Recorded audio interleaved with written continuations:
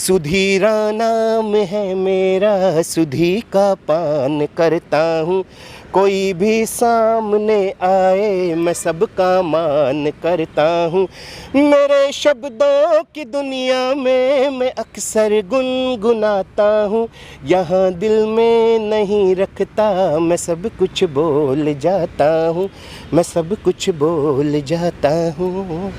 हो simple simple Kanchi को डिंपल पड़ने गाला, सिंपल सिंपल कांची को डिंपल पड़ने गाला। मन पर मन पर मन पर्यो मालय मन पर्यो, मन पर मन पर मन पर्यो मालय मन पर्यो। सिर्फ काठमांडू में ही घूम पाया। वहाँ पे एक वो ओल्ड बानेश्वर मार्केट है, उधर घूमा। मुझे डेफिनेटली इतना अच्छा लगा, बहुत अच्छा लगा सच में। और इंडिया और नेपाल में कोई फ़र्क नहीं, एक जैसी संस्कृति, एक जैसा कल्चर। मैं तो कहता हूँ इंडिया और नेपाल मेरे लिए दोनों बहुत बराबर हैं, मेरे दिल में रहते हैं दोनों जी। यो गाँव को ठिट्टोमा, यो गाँव को ठिट्टोमा कान्छा मेरो नाम, आउद जाउद गर्नु है सबलाई राम राम। नेपाली लोग मुझे बहुत प्यारे लगते हैं, नेपाल का जो कल्चर है वो मुझे बहुत प्यारा लगता है। और एक बार मैं नेपाल जा भी चुका हूँ, रहा हूँ मैं काठमांडू में। अहिलेसम्म पनि हाम्रो च्यानललाई सब्स्क्राइब गर्नुभएको छैन भने च्यानललाई प्रीति जी एक मिनट, मैं अंत में कुछ और कहना चाहता हूँ। हुजूर शेयर गर्नु होला। धन्यवाद हजुरलाई। मैंने वो, अरे मेरे भाई, ये कला का सागर, ये साहित्य का सागर, ये लेखन का सागर, ये संस्कृति का सागर इतना गहरा है, ये पूरा जन्म छोटा पड़ जाएगा। कोई ये बोलता है ना मैं इतना बड़ा कलाकार हूँ, मैं कहता हूँ उसका भी बाप बैठा है, ठीक है ना। दुनिया में कोई भी परफेक्ट नहीं है। और नेपाल में भी सेकंड जो मेरे सबसे बड़ा फॉलोअर बेस है इंडिया के बाद, वो नेपाल है। तो नेपाली लोगों का बहुत शुक्रगुजार हूँ। आप लोग नेपाली लोग बहुत अच्छे होते हैं और आप सबसे मुझे सीखने का बहुत मौका मिलता है। और ये मेरी खुशकिस्मती होगी किसी दिन मैं अपने साहित्य से आप लोगों की सेवा कर पाऊँ।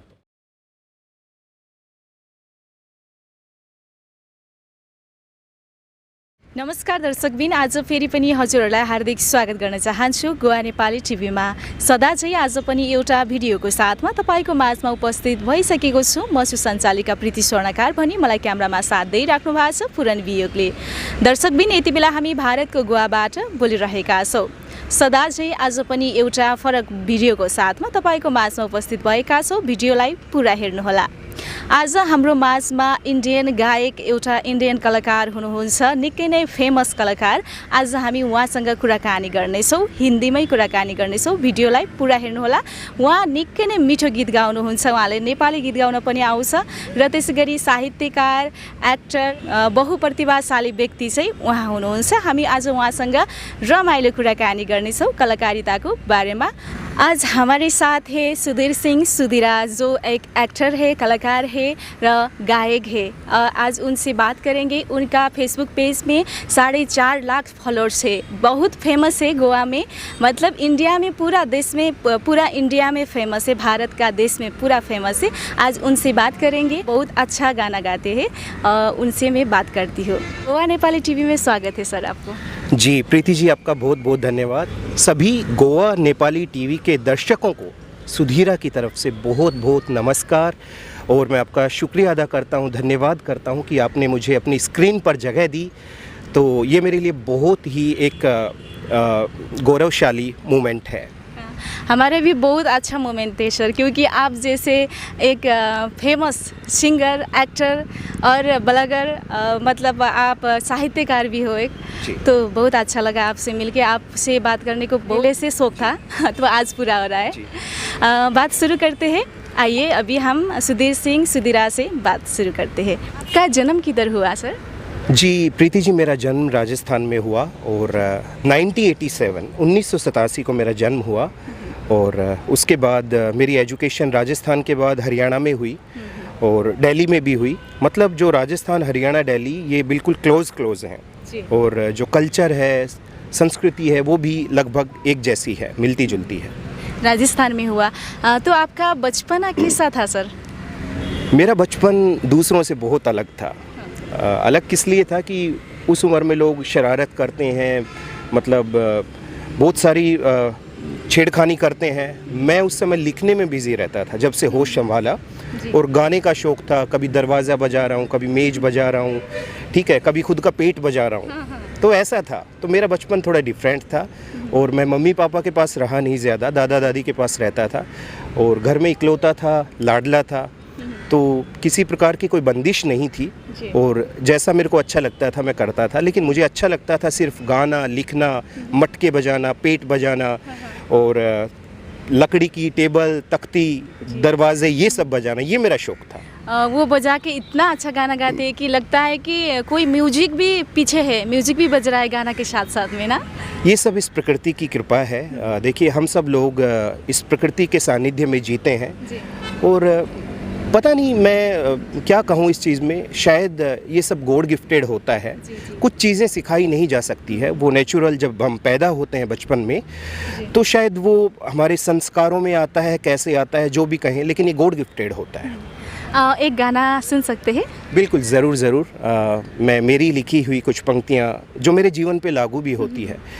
मैं ये कहना चाहता हूँ, आजकल जो लिखना है ना, वो बिकना हो गया है। लोग बिक कर लिख रहे हैं, तो ये मुझे बिल्कुल पसंद नहीं। लिखने का मतलब है कि आप सच लिख रहे हैं और आप बिक नहीं सकते हैं। तो 2 लाइन्स मैं गुनगुनाना चाह रहा हूँ, और सभी नेपाली भाई, आप सबको नमस्ते। मेरी ये पंक्तियाँ अगर आपको अच्छे लगें तो शेयर ज़रूर कीजिएगा।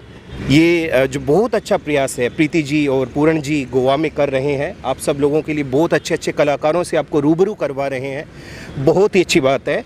4 पंक्तियां मैं समर्पित करता हूं आप सबको, और उम्मीद करता हूं कि आप इन्हें पसंद करेंगे। जो बिकता है बाज़ारों में, जो बिकता है बाज़ारों में, कभी वो लिख नहीं सकता। जो बिकता है बाज़ारों में, कभी वो लिख नहीं सकता। जो बिकता है बाज़ारों में, कभी वो लिख नहीं सकता। जो लिखता है धरातल पे, कभी वो बिक नहीं सकता। और कि झूठा लिख नहीं सकता, मैं स्याही ढोल आता हूँ। झूठा लिख नहीं सकता, मैं स्याही ढोल आता हूँ। और क्या, यहाँ दिल में नहीं रखता, मैं सब कुछ बोल जाता हूँ। यहाँ दिल में नहीं रखता, मैं सब कुछ बोल जाता हूँ। वाह, सब बिकता है बाज़ारों में। कितना अच्छा गाना आपने खुद लिखा। बिल्कुल। मैं जितने भी मेरे वीडियोस आप फेसबुक, यूट्यूब या किसी भी अन्य सोशल मीडिया प्लेटफॉर्म पे देखते हैं, सब मेरे लिखे हुए हैं, और मुझे बड़ा गर्व होता है कि मैं कॉपी पेस्ट करके गूगल से किसी का लिरिक्स चोरी करके नहीं लिखता हूँ। मैं खुद अपनी रचनाएं खुद लिखता हूँ, और इसका मुझे बहुत गर्व है जी। और आपका परिवार में कौन कौन है? मेरे परिवार में आप कह सकते हैं मैं इकलौता हूँ दूसरे तरीके से देखें तो। उसका रीज़न ये है कि मतलब मेरे परिवार में जितने भी लोग हैं वो सारे दुनियादारी वाले लोग हैं, और मैं थोड़ा सा हटके अलग चलने वाला हूँ। मतलब ये लिखना, गाना, समाज में जो बुराइयाँ व्याप्त हैं उनके ऊपर आवाज़ उठाना। तो वैसे पूरी फैमिली है, परिवार है, लेकिन उस परिवार में मैं इकलौता हूँ। इकलौता मतलब आप अलग से हो क्योंकि आपका कलाकारिता पसंद है। बिल्कुल बिल्कुल, ये मेरा जीवन है। मैं एक्चुअली कलाकारी करता नहीं हूँ, कलाकारी को जीता हूँ। और मुझे बिकना पसंद नहीं है, और मुझे झूठी खबरें प्रसारित करना पसंद नहीं है। आजकल मैं माफ़ी चाहूँगा, आप नहीं हैं उनमें से, बहुत सारे फर्जी चैनल आ चुके हैं। ठीक है, वो क्या करते हैं, इससे पैसा लिया, उससे पैसा लिया, लो जी उसकी वीडियो चला दी, इसकी वीडियो चला दी। ये बिल्कुल गलत है। ये पत्रकारिता के नाम पर कलंक है। चाहे नेपाल में हो, चाहे इंडिया में हो, जो भी लोग हैं जो न्यूज़ चैनल चला रहे हैं, प्रिंट मीडिया चला रहे हैं, इलेक्ट्रॉनिक मीडिया चला रहे हैं, सच और सच, केवल सच लिखना चाहिए। गरीब आदमी की आवाज़ उठानी चाहिए। तो ऐसा मैं आपसे भी उम्मीद करता हूँ कि आप इस राह पर चल रहे हैं कि लोगों की आप आवाज़ उठा रहे हैं। जी सर, और आपने कलाकारिता कब से शुरू की?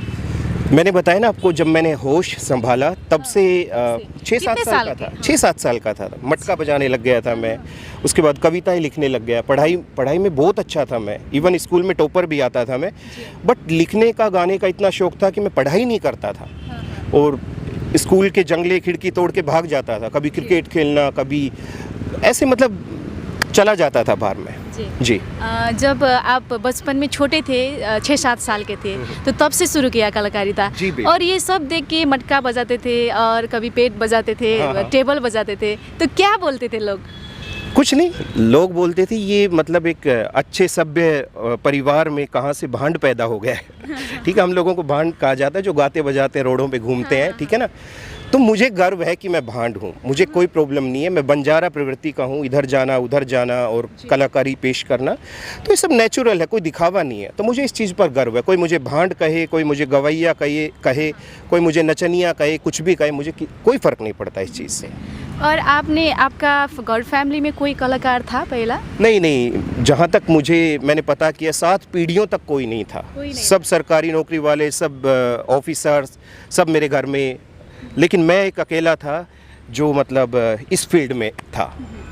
मतलब जब आप कलाकार बनने शुरू किया तब किसका साथ मिला, मतलब किसने सपोर्ट किया आपको? किसी ने भी सपोर्ट नहीं किया, कोई सपोर्ट नहीं करता है। आप अलग लीग से हट के काम करना चाहते हैं, कोई सपोर्ट नहीं करता है। लोग आपके अगेंस्ट खड़े हो जाते हैं, अरे क्या। उसके बाद मैं फेसबुक पे वीडियो बनाने लगा तो लोग बोलते, उस समय 2-3 हज़ार फॉलोवर थे, तो लोग बोलते थे क्या यार, आपके पापा अच्छी नौकरी में थे, चाचा ताऊ सब सारे घर में अच्छी नौकरी में, पहलवानों का परिवार, ये करना चाहिए वो करना चाहिए, लेकिन मैं सुनता ही नहीं था किसी का, है ना। तो आप लीग से हट के चलते हैं ना तो लोग आपके विरोध में बहुत खड़े हो जाते हैं, ठीक है ना। इवन आपसे बात करना भी बंद कर देते हैं। लेकिन सबसे कहना चाहता हूँ कि आप घबराओ मत, जिस रास्ते को आपने पकड़ा है उस रास्ते पर चलते जाइए, एक दिन मंजिल आपको ज़रूर मिलेगी। और मैंने देखा भी हो और सुना भी हो, आप नेपाली गाना भी गाती हो बहुत अच्छा से। तो आज हमारा ऑडियंस देखना चाह रहे हैं कि आप नेपाली गाना सुनना चाह रहे हैं, तो एक नेपाली गाना भी गाइए। ये अगर कोई पूर्व जन्म होता है तो मैं डेफिनेटली कहूँगा कि नेपाल से मेरा कोई पुराना नाता है। पता नहीं क्यों मुझे नेपाल की धरती बहुत अट्रैक्ट करती है, आकर्षित करती है। नेपाली लोग मुझे बहुत प्यारे लगते हैं, नेपाल का जो कल्चर है वो मुझे बहुत प्यारा लगता है। और एक बार मैं नेपाल जा भी चुका हूँ, रहा हूँ मैं काठमांडू में। पहले एक गाना उदित नारायण जी का बहुत करीब है मेरे दिल के, जो मैं अक्सर नेपाली स्टेजेस पे भी मैं पेश कर चुका हूँ। यो गाउँको ठिट्टोमा, यो गाउँको ठिट्टोमा कान्छ मेरो नाम, आउँदै जाउँदै गर्नु है सबलाई राम राम, आउँदै जाउँदै गर्नु है सबलाई राम राम। माफ़ी चाहूँगा, लिरिक्स मैं ठीक से थोड़ा बोल नहीं पाता हूँ। बहुत अच्छा, बहुत अच्छा। जो नेपाली लोग होते हैं ना तो इतना अच्छा से गा नहीं पाते जो आपने गाते हो। ये सब आप लोगों का आशीर्वाद है, प्यार है, बस और कुछ नहीं है जी। Yes. और जब कलाकार बने आप तो बचपन से आपका सपना था कि मतलब बीच में कुछ सोचा था आपने, मैं कलाकार छोड़ दूंगा और कुछ बनूंगा, ऐसा था कुछ? पहली बात तो प्रीति जी, मैं कलाकार बना ही नहीं हूँ। मैं कोशिश कर रहा हूँ बनने की, 1-2% बन चुका हूँ और बहुत लंबी मंजिल है। ये ज़िंदगी छोटी पड़ जाएगी कलाकार बनने में। लोग अपने आप को 1 साल के अंदर पेश करके बोल देते हैं मैं कलाकार हूँ, मैंने ये कर लिया, मैंने वो। अरे मेरे भाई, ये कला का सागर, ये साहित्य का सागर, ये लेखन का सागर, ये संस्कृति का सागर इतना गहरा है, ये पूरा जन्म छोटा पड़ जाएगा। कोई ये बोलता है ना मैं इतना बड़ा कलाकार हूँ, मैं कहता हूँ उसका भी बाप बैठा है, ठीक है ना। दुनिया में कोई भी परफेक्ट नहीं है। तो मैं अभी कलाकार बना नहीं हूँ, कोशिश कर रहा हूँ। किसी दिन बन गया थोड़ा बहुत तो आप लोगों को मैं बताऊँगा।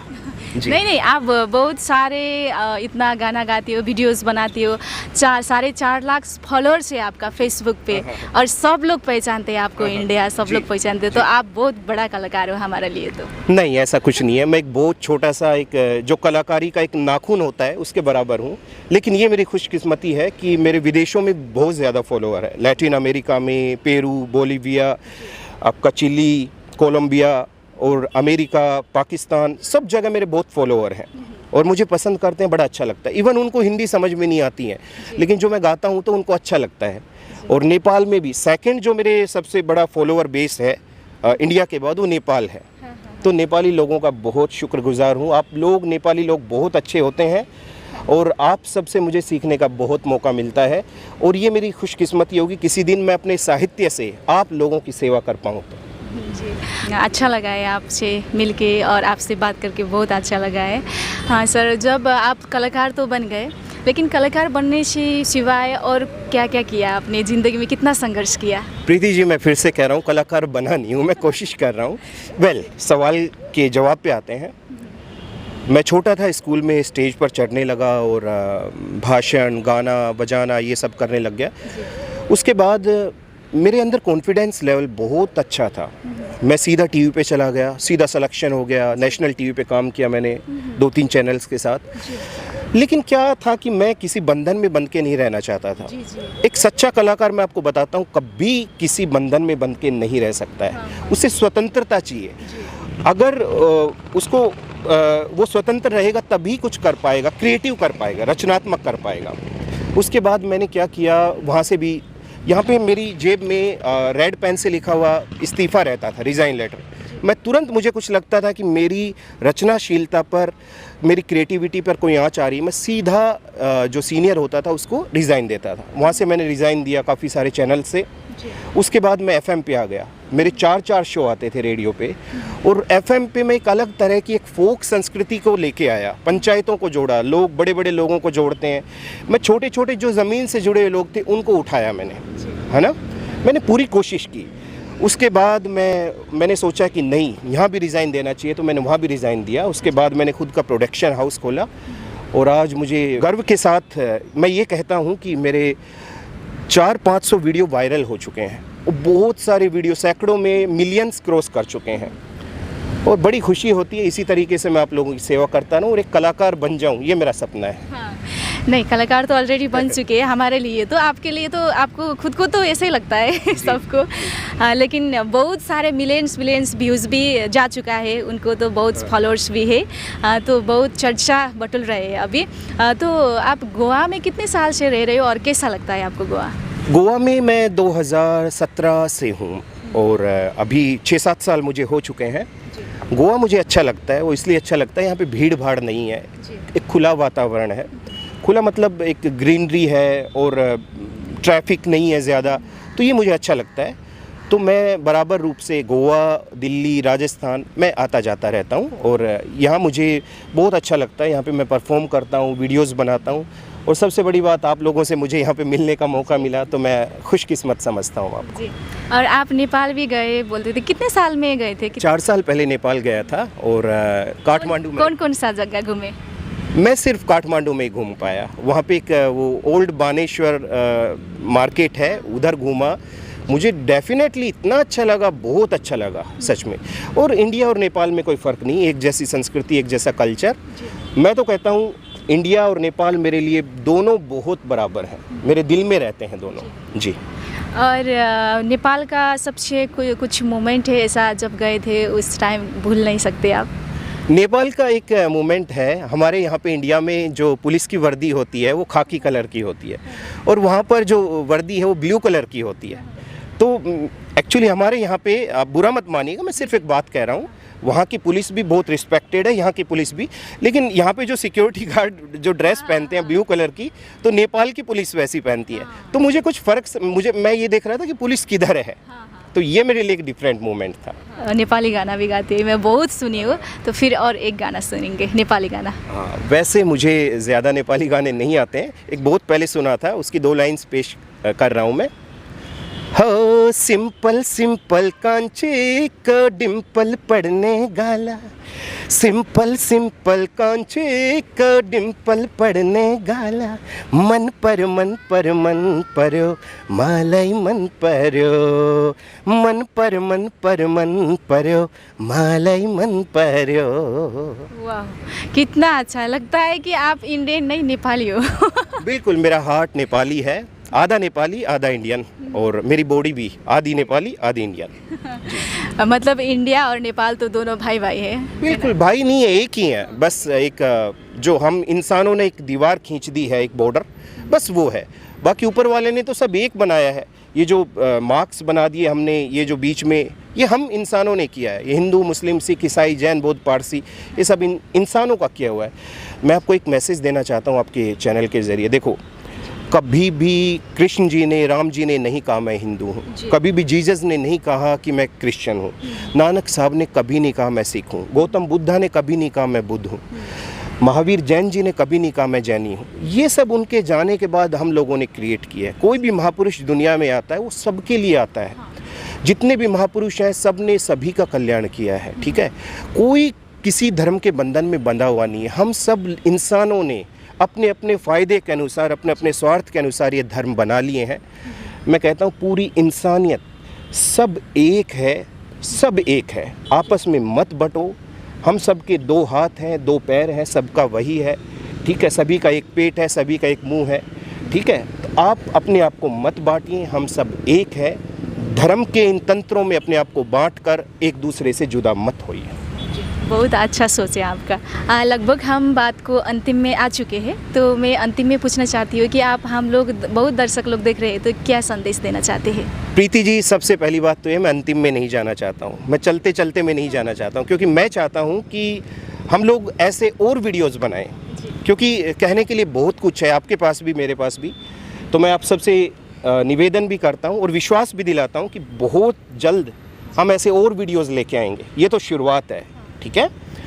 और आज के इस वीडियो में अंतिम में मैं अपनी 2-3 पंक्तियों के माध्यम से अपने दिल की बात कहना चाहता हूँ सभी मेरे नेपाली भाइयों को, नेपाली भाई बहनों को और मेरे इंडिया के भाई बहनों को। और मेरी ये पंक्तियाँ हैं। कभी मैं गीत गाता हूँ, कभी कविता सुनाता हूँ, कभी तुमको हंसाता हूँ, कभी तुमको रुलाता हूँ, कभी कड़वा कभी मीठा की रस में घोल जाता हूँ। प्रीति जी, पूरन जी, यहाँ दिल में नहीं रखता। मेरे नेपाली भाई बहनों, यहाँ दिल में नहीं रखता, मैं सब कुछ बोल जाता हूँ, मैं सब कुछ बोल जाता हूँ। और 4 पंक्तियाँ और आपको समर्पित करता हूँ। एक सच्चाई मैं बता रहा हूँ, मैं हो चाहे आप हो, दुनिया का कोई भी आदमी हो, कदर उसकी कब होती जब वो इंसान चला जाता है। तो मैं कहना चाहता हूँ, कदर मेरी करोगे तुम कि जब मैं गुम हो जाऊंगा, कदर मेरी करोगे तुम कि जब मैं गुम हो जाऊंगा, मुझे ढूंढा करोगे तुम, मैं वापस फिर न आऊंगा। और जो जैसे मैं हूँ तो मेरे को मेरे एरिया में घर का जोगी समझा, मतलब कुछ नहीं, नथिंग, घर की मुर्गी दाल बराबर। लेकिन दूसरे एरिया में कोई जाता है तो उसको समझते हैं वाह वाह वाह क्या बात है। जैसे पूरन जी हैं, आप नेपाल में जाएंगे अपने एरिया में तो आपको ज़्यादा वो नहीं समझा जाएगा, लेकिन बाहर समझा जाएगा। ऐसे मेरे साथ, सबके साथ है। हो कदर मेरी करोगे तुम कि जब मैं गुम हो जाऊंगा, मुझे ढूंढा करोगे तुम, मैं वापस फिर न आऊँगा। अभी तो घर का जोगी हूँ, न अमृत घोल पाता हूँ। अभी तो घर का जोगी हूँ, न अमृत घोल पाता हूँ। यहाँ दिल में नहीं रखता, मैं सब कुछ बोल जाता हूँ, मैं सब कुछ बोल जाता हूँ। और थोड़ा सा समय और लूँगा, 2 मिनट, मेरे दिल के बेहद करीब ये पंक्तियाँ, 4 लाइन मैं मेरे नेपाली भाई बहनों, मेरे हिंदुस्तान के भाई बहनों, पूरी दुनिया के मेरे भाई बहनों के लिए समर्पित कर रहा हूँ। सुधीरा नाम है मेरा, सुधी का पान करता हूँ। सुधी का मतलब अमृत, अच्छी चीज़ों का। सुधीरा नाम है मेरा, सुधी का पान करता हूँ। कोई भी सामने आए मैं सबका मान करता हूँ। मेरे शब्दों की दुनिया में मैं अक्सर गुनगुनाता हूँ। यहाँ दिल में नहीं रखता, मैं सब कुछ बोल जाता हूँ, मैं सब कुछ बोल जाता हूँ। आपका ये गाना ने बहुत संदेश दिया लोगों को तो मुझे भी बहुत संदेश दिया। जी जी जी, धन्यवाद एक बार पुनः प्रीति जी, पूरन जी, गोवा नेपाली टीवी की समस्त टीम को बहुत बहुत धन्यवाद जी। और मैं ये पूछना चाह रही थी कि आपसे जो लोग देख रहे हैं तो और बहुत सारे लोग हैं कि कलाकारिता अपनाना चाहते हैं, तो कलाकारिता में आना चाहते हैं, आप जैसा वीडियो बनाना चाहते हैं, गाना गाना चाहते हैं, लेकिन उन लोगों को कुछ भी मालूम नहीं होता कि कैसा करना है, क्या करना पड़ता है उसके लिए, तो थोड़ा बता दीजिए। देखिए, दुनिया में बहुत तरह के बुखार होते हैं। एक शरीर का बुखार होता है, क्रिकेट का बुखार होता है, ऐसे कलाकारी का बुखार होता है। मैं कहता हूँ कलाकारी आप कर नहीं सकते, कलाकारी को जी सकते हैं। अगर कलाकारी को जीना चाहते हैं, इस समंदर में डुबकी लगाना चाहते हैं, कांटों के रास्तों पे चलना चाहते हैं, संघर्ष करना चाहते हैं, अपना बहुत कुछ खोना चाहते हैं, तो मोस्ट वेलकम मेरे प्यारे, आजा कलाकारी में। Thank you so much. आपने बहुत सारे अमूल्य समय दिया। आप बहुत प्रतिभाशाली व्यक्ति हो और फिर बाद में आपसे और भी ज़्यादा बात करेंगे और आपका गाना भी सुनेंगे। अंतिम में क्या बोलना चाहते हैं? बिल्कुल, धन्यवाद। और आप सबसे निवेदन करना चाहता है ये आपका छोटा भाई बेटा सुधीरा कि इस चैनल को, गोवा नेपाली टीवी को यूट्यूब पर, फेसबुक पर ज़्यादा से ज़्यादा फॉलो करें, लाइक करें, शेयर करें, सब्सक्राइब करें। ये मेरा निवेदन है। मेरे इंडिया के लोगों से भी निवेदन है, समस्त मेरे चाहने वाले सभी लोगों से निवेदन है कि शेयर करें, लाइक करें, फॉलो करें, सब्सक्राइब करें। और ये जो अच्छे अच्छे वीडियोज़ आपके लिए गोवा नेपाली टीवी ला रहा है, ये आपके लिए और अच्छे अच्छे वीडियोज़ लेके आएगा। तो इसको ज़्यादा से ज़्यादा प्यार दें, अपना आशीर्वाद दें। Thank you so much. धन्यवाद। नमस्ते सबलाई, राम राम हुजूर। पक्कै पनि दर्शकबिन, आज हामी कुराकानी गरेका थियौँ निकै नै प्रतिभाशाली व्यक्ति सुधीर सिंह सुधिरासँग र उहाँको गीत पनि सुन्यौँ। उहाँ कति मिठो नेपाली गीत गाउनुभयो। निकै नै फेमस सिङ्गर, एक्टर अनि त्यसै गरी साहित्यकार, धेरै नै प्रतिभा छ उहाँमा। उहाँसँग कुराकानी गऱ्यौँ र उहाँको प्रतिभा पनि सुन्यौँ। र नेक्स्ट भिडियोमा चाहिँ फेरि पनि उहाँसँग अझ धेरै रमाइलो कुराकानी प्लस उहाँको गीतहरू सुन्ने मौका मिलोस्, यही कामना गर्न चाहन्छु।